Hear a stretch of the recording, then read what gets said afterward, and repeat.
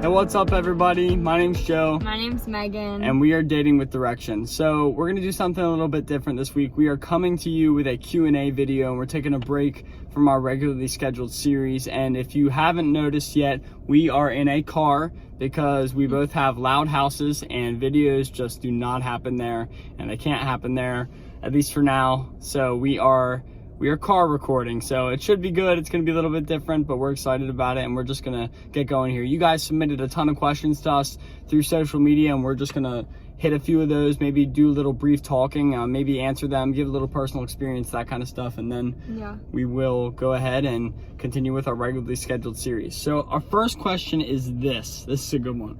What's the biggest challenge in your relationship or dating in general?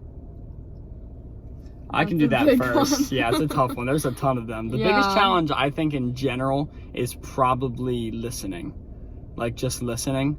I say that's number one. Just communicating. Communicating in general. Talking. Yeah. A lot of times we talk and we don't actually listen, like the other person. Like, I'll be talking and she's not actually listening. She's just waiting for her chance to talk, and I do the same to her. So yeah, and we're just like selfish people, and so automatically I'm just always thinking about, like, what do I want to say and what do I want to talk about or tell him. So when he's talking about something, especially when it's something I'm not interested in, it's hard to, like, be like, okay, like, yeah, or this is cool. Or ask questions about it, like fishing, like, you love to fish. Yeah. So it's hard for me to. Or even, especially when you disagree. It's hard. Yeah. It's hard to listen when you disagree. That's more what I'm talking about. It's one thing to not be interested, but it's even harder when she's saying something that I don't agree with, and I still have to listen to her. And I should want to listen to her, and that can be tough. So we work on that a lot. Another thing that I thought of that we wrote down is keeping our minds and hearts pure. Like, that's super hard. We're in a relationship. We obviously love each other. We're attracted to each other, but we're also believing that the context of marriage is what sexual stuff should be in, right? We believe that sex belongs in marriage. That's what we believe in, and so we're trying to practice that, and we are practicing that, but it's hard. Yeah. We have to be really honest about that. It's a difficult thing to deal with. If you're in a dating relationship, I'm sure you've noticed that trying to maintain sexual purity and maintaining it is difficult. It takes a lot of intentionality, and it takes a lot of caring and all that stuff. So. Yeah, especially in your mind too. So yeah, just your thoughts, keeping your thoughts pure. Yeah. You have any more for difficult things? No, I would just say communicating and purity. Yeah, those are the biggest ones. All right, the story of how we met and started dating. Okay, so we met each other in middle school choir. But vaguely didn't really know each other, weren't like very brief, close or anything. We just knew of each other. And then I would say after high school, well, you were in high school, I was in college, my first year of college, we reconnected, and the one weekend she reconnected. She wouldn't leave me alone. She slid in those DMs. She was like, what's going on with you? Okay, and then I came home from college the one weekend, and I came to see your show, her senior show. A senior musical. Yeah, and that's when we kind of and then we went on a date, started dating, and then it's history from there. And if you haven't noticed yet, we will talk about this, but we just got engaged. Yay. We're going to be getting married next year. This is an engagement ring. We will have a video. We're going to talk about that, just kind of how that happened, where our hearts are with that, and the purpose of engagement and all that stuff. But yeah, so that's where we are right now, and we will talk more about that, but this is a Q&A video, and so we are going to be hitting these questions. Let's not get off track. Yeah, so that's pretty much how that whole thing happened. The next question we got, what are some ways to calm anxiety in a relationship? This is a good one. Yeah.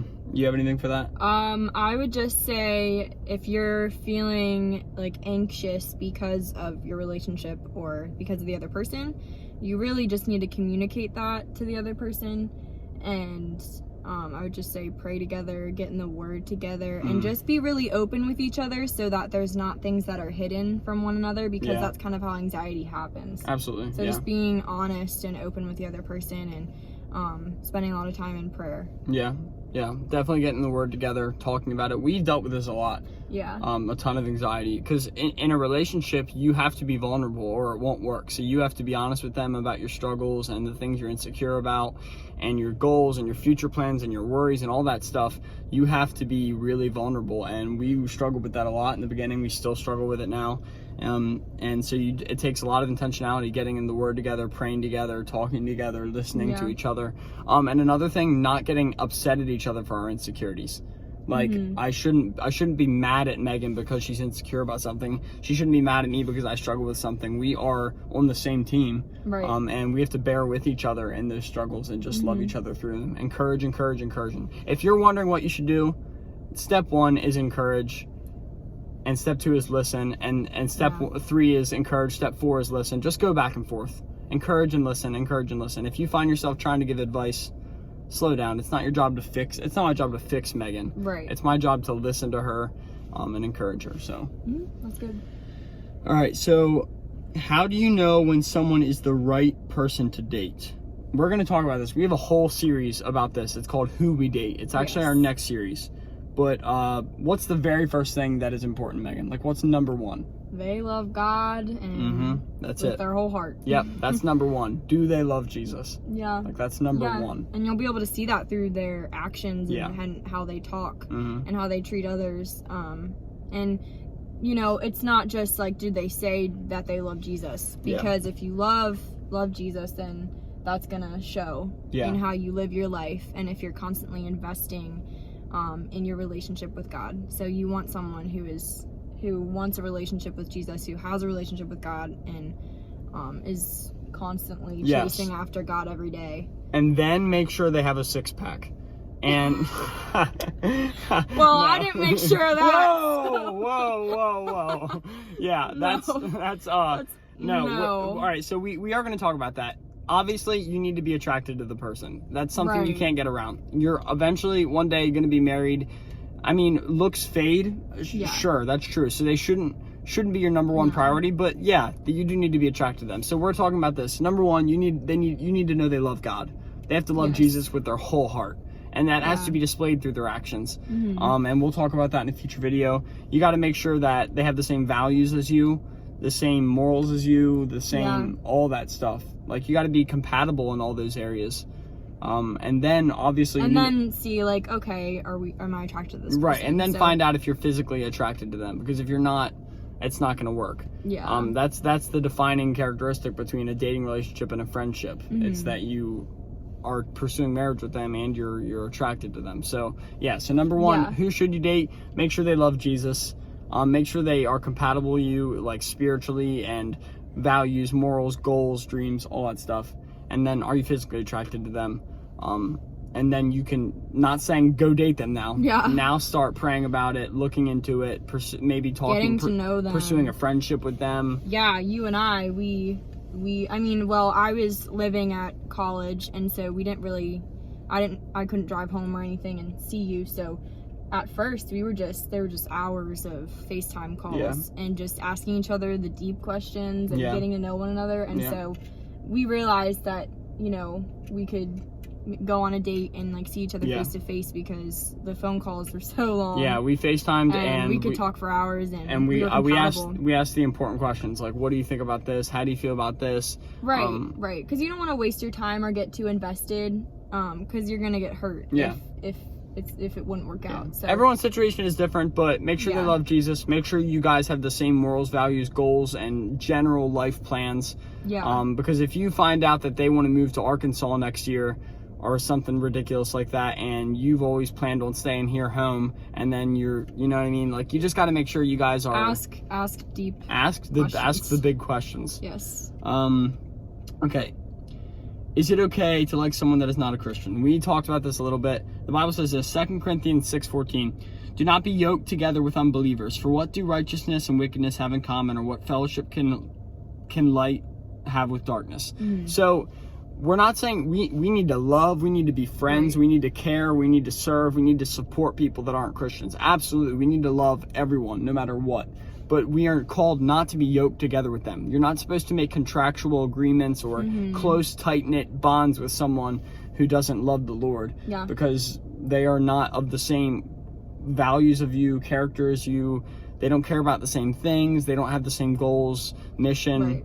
Well, yeah, and marriage is supposed to be a representation of God's love and the gospel. So you can't really do that if the other person doesn't even believe in that or have a relationship with God. So sure, you can, I guess, have a crush on someone that isn't a Christian, but it probably shouldn't stretch far beyond that. And we also want to advise against evangel dating. And that is getting into a relationship with the intention of changing them, or like saying, oh, I can fix this person, or oh, I can make this person a Christian through our relationship. No. It doesn't work. Big no. You guys need to go into the relationship chasing God already at the same speed. Something that we've been told before that we really like is chase after God as fast as you can. Mm-hmm. And if you look to your left and your right and there's someone keeping up with you on that chase, they're chasing God just as hard as you are, it's worth looking into. Yeah. If they're way behind, not really chasing God, or if they're going the other direction, or it's not, that's a no-go. Yeah. All right. How does one get into a relationship? Oh, we just talked about that. Yes. That's like chasing God. Yeah. So just focus on God and focus on, what you can be doing during the season of being single, and just growing closer to Him and chasing after Him, and then see if anyone's doing the same thing, and then consider it. Yep. Chase after God as fast as you can, as hard as you can. And if you look around and someone else is doing the same thing, look into it. Check it out. Mm-hmm. Talk to God about it. Pray about it. Pursue it. That's what's important. If you find yourself like actively searching for someone, that's not necessarily a bad thing. I mean, everyone's situation is different. We don't want to say across the board don't do that, but I would think that it's probably better to just focus on God, and if someone comes along, they come along. I think when you start like actively searching for someone, like we should never be looking for someone to complete us. We should be complete without anyone and just God. So probably just focus on your relationship with God, and if you look around and you see someone else who's also doing the same thing and is interested and all that, talk to God about it, look into it. That's what it's about. One more question. Megan, what is your favorite ice cream? I don't think I have a favorite ice cream. What do you get every time? Well, at Dairy Queen. Okay, at Dairy Queen, I love Blizzards, and so I always get peanut butter cookie dough. So I love peanut butter, and so combine that with ice cream, it's just incredible. And I love cookies too, so it's just the best of both worlds. Oh, there you go. There you have it, guys. That's what Megan thinks about ice cream. I ran out of questions, and that's what it was. So those were some of the questions you guys sent in. Really good ones. We're gonna get deeper into that kind of stuff in our future series. So we talked about today what it means to just date, really. How do you know when you should date? What's the biggest challenge? We talked about listening and purity and all that stuff, and we are by no means perfect in any of this stuff. We don't have the answers for everything. We're just kind of sharing our hearts a little bit and what we've learned. So stay tuned for more future series coming up, Q&As. We have an engagement episode coming up we're going to be talking about. You want to show them that? Well, yeah. We're going to talk about the engagement, what that's all about, and our plans with that, and where we are going. And yes, there will still be dating with direction when we are past the dating phase. Yes. When we are married, we will still have dating with direction. So stay tuned for more stuff to come, and we'll pray you out quick, and then we'll end it. Okay. Dear God, thank you for this time. We just pray that this impacts some people, just to add some value to them, and add some heart to them, and just helps them to have a perspective to see you more, God. We love you, and we're praying this all in your name. Amen. Amen. All right, so we'll see you guys soon. Stay tuned. Like, comment, share, subscribe, all that good stuff. Catch you later, guys.